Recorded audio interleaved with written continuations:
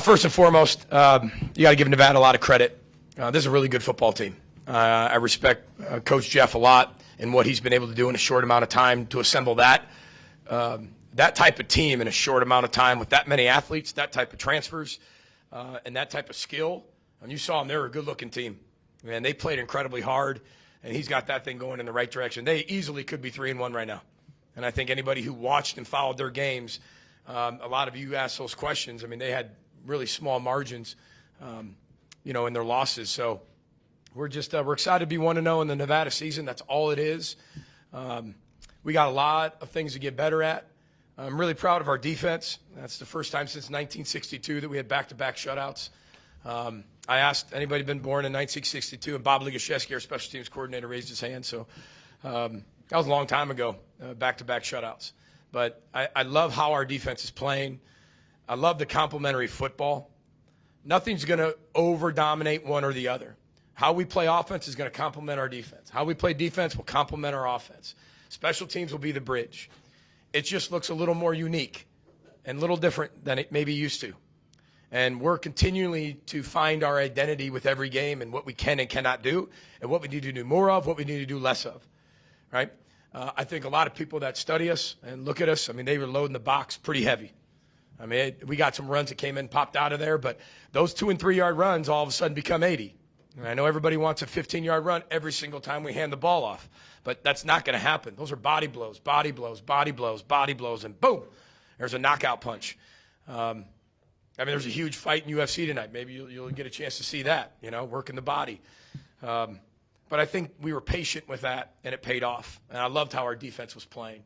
So, 3 interceptions. We had 1 interception, which it's inexcusable, just all around. We don't see the ball in the air. It looks like we don't go after it, but I don't think he saw it. But we always, every single person's eligible on every single route. And that was just a little disappointing because they were able to out-how us on that play. Brosmer was 16 of 26 with 3 drops. I think he just continues to do what he does. And it's surgical. Just throwing it to run it at certain times. We got to be able to hit some of the big shots that we missed today. We'll learn from that. But 191, I think, or 195 on the ground, 191 in the air. Our defense getting multiple takeaways, being able to win the field position battle. It's a tough team because they run the ball a lot. That game went really quick. And, so every possession matters and points matter. That's why we went for some field goals early. And I'm glad we got those 2 touchdowns before the half. So I want to make sure we finish better as we keep going forward. We've got a huge game next week, obviously, in 7 days. We got a lot of work to do until then. But we'll celebrate this one tonight and then be the goldfish. PJ, what did you like about it? How disappointed your defense was, but yet aggressive at the same time? Yeah, it's a great internship. If you ever wanted to spend the whole week with the staff, you see how everything goes into that. You just can't report it to the very end. But like how it goes into how it all comes together. Because people think like we go home and Friday we go to the hotel and show up and just run the same plays. Especially that lady that asked me at the State Fair, all you do is run the same play. Why do you run the same play in every play? I'm like, well, it's not accurate, right? But so much goes into what we do. And, I'm just proud of that's a tough team to prepare for because your eyes have to be everywhere because they have every type of option instilled in their offense, gadgets, gizmos, motions, shifts. The quarterback's dynamic. So we talked about being great tacklers this week. They were going to get us a few plays. But we had to be great tacklers, and I thought we did that. Do you feel your offensive line made strides today? Of course they made strides. Every game they're making strides. And look, there's a lot of things people are doing against us. They're not going to let us run the ball. Randy, they're not going to just go out there and say, go ahead and run the ball if you want. They know we're going to run it, so they're going to do everything they can to stop the run. But I do feel like we're taking strides. We know what some of the issues are, and our guys are starting to work more and more on those issues. I saw better things today than I did last week. But they got us on a few things today. You got to give them credit.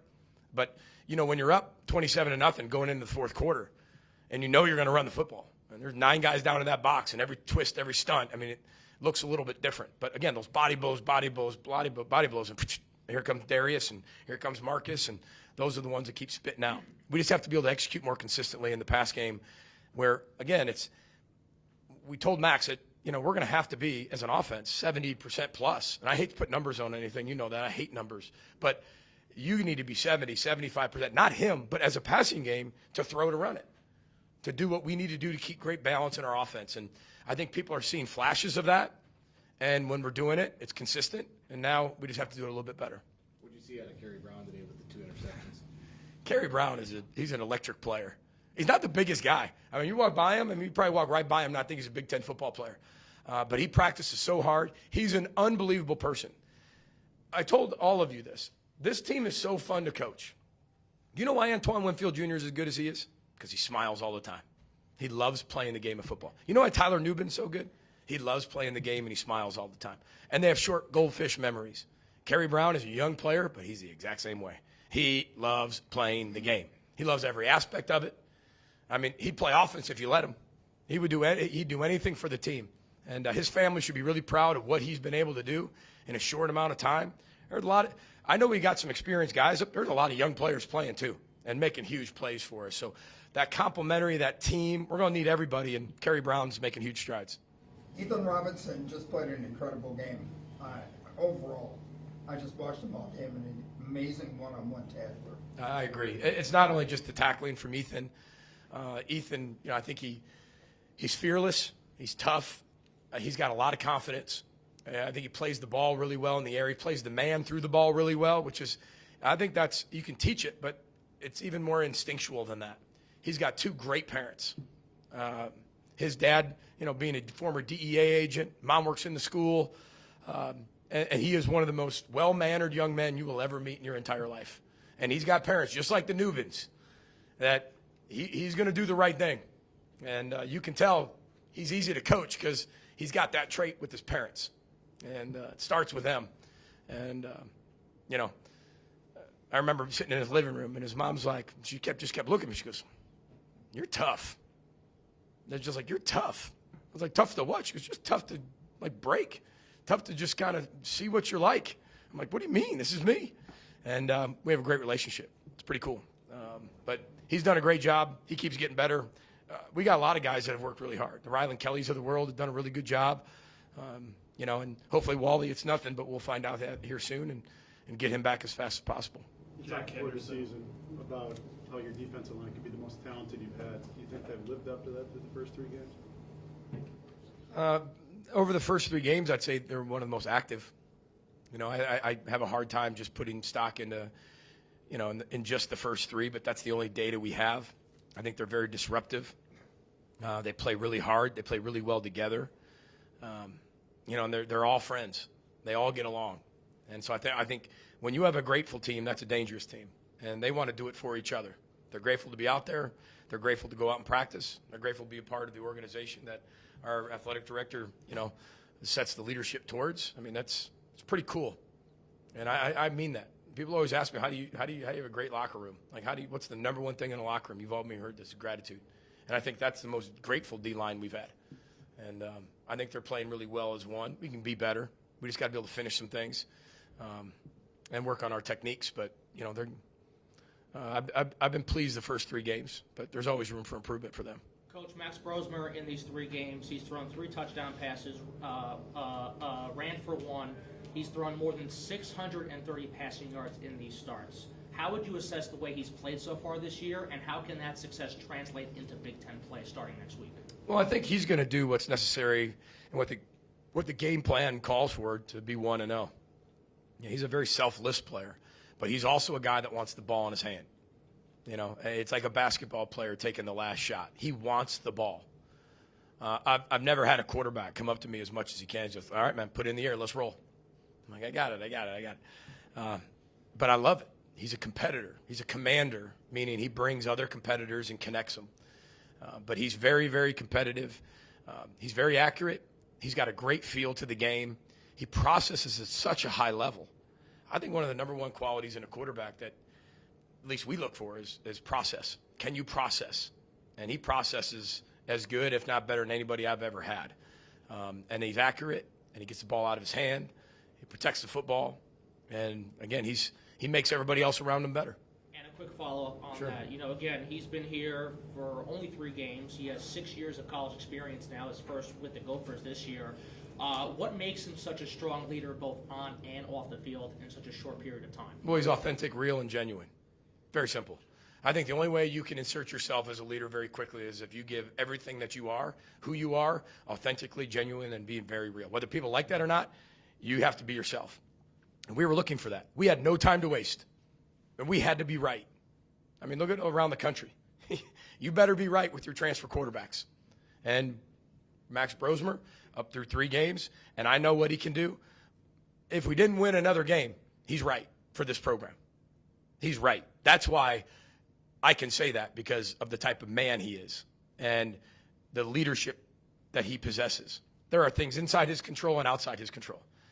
He's really intelligent. He's really smart. He's very competitive. But he walked in here because he was the real Max Brosmer. He didn't try to be somebody that he wasn't.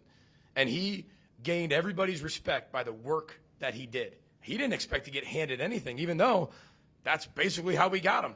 We said, we have to be right. You have to be right. Perfect marriage, because we're all our eggs in your basket. Let's go and help develop the younger guys.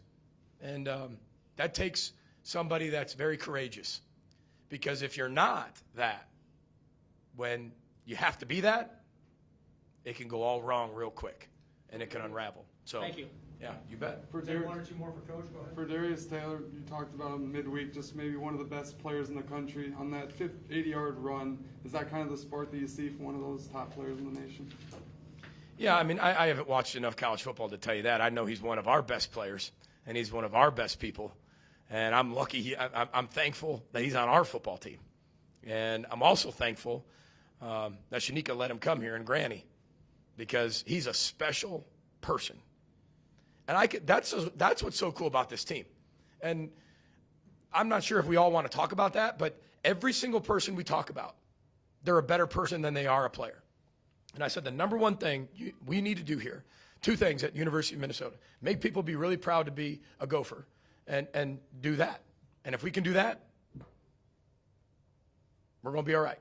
He's a better person than he is a football player, and he's a great football player. If we can do those 2 things, we're going to be okay. And he showed what he can do. I think he's always shown what he can do. But he's really good out of the backfield, too, which helps us as a receiver. Remember, we didn't have that for a lot of years. And now we have a lot of guys that can catch it out of the backfield. But he's a special young man, a special player, a special person. And one thing I love about Darius is he's very humble and knows he can get better. And he'll be the first one in there ready to go tomorrow and get better, get healthy, and go back to work. DJ, what are your thoughts on Coy Parrish today? Yeah, I mean, I love seeing Coy.